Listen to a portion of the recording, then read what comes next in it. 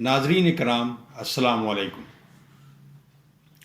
अल्हम्दुलिल्लाह आज से हम एक बहुत अहम और दिलचस्प वीडियो सीरीज़ का आगाज़ कर रहे हैं जिसका उन्वान इस्लाम और जदीद फ़िक्रियात है। इस सीरीज़ में हम कुरान और जदीद अफ़कार और उलूम का तज़किरा करेंगे। बाज़ इसी मौजू से मुताल्लिक़ किताबों का तज़किया और तबसरा भी उसमें शामिल होगा और मुमकिन है कि बाज़ मज़ामीन इस दौरान सामने आएंगे, उनका अहाता भी हम करें। इसके साथ साथ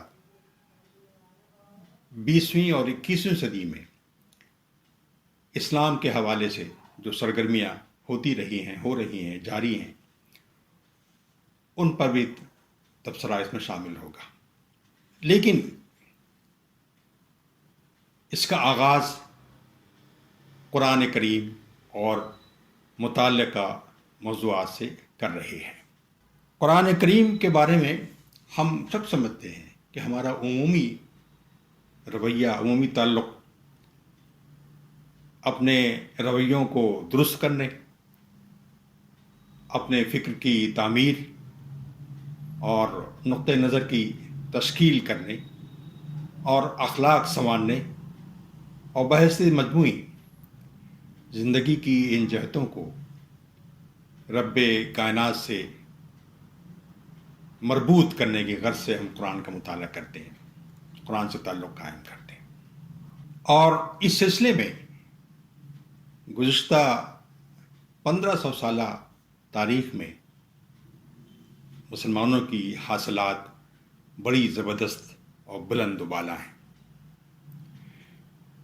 लेकिन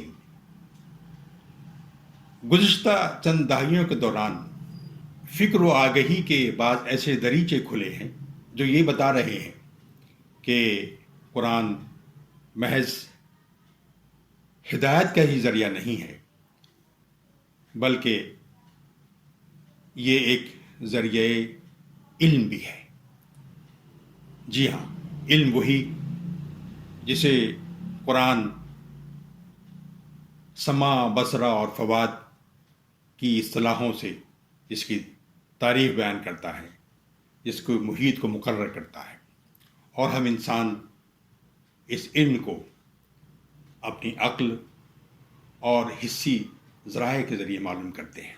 ये बड़ी दिलचस्प बात है कि फ़िक्र व आगही के ये दरीचे खोलने में उन अफराद का रोल न होने के बराबर है जिनकी ज़िंदगियाँ कुरान फ़हमी और कुरान के मुताले में गुजरी हैं, बल्कि इस मैदान में उन लोगों ने काम किया है जो जदीद तालीम याफ्ता हैं, अलबत्ता रिवायती तरीक़ों से हटकर जुर्रतमंदाना अंदाज में कुरान पर गौर खोज करने की उन्होंने जुर्रत की है और नताइज निकाले हैं। उनका नुक्ते नज़र ये है कि कुरान करीम उनके लिए उनके रब की तरफ से भेजा हुआ पैगाम है। चुनाचे उस पर गौर खोज करने और अपनी तमाम तर मौजूद सलाहियतों को बरूएकार लाते हुए नतीजे निकालने का उनको हक़ पहुँचता है। इसमें फ़िक्र ये है कि कुरान तमाम इंसानों के लिए रब्बे कायनात का क्योंकि पैगाम है, इसलिए वो किसी एक ज़बान में महसूर नहीं रह सकता।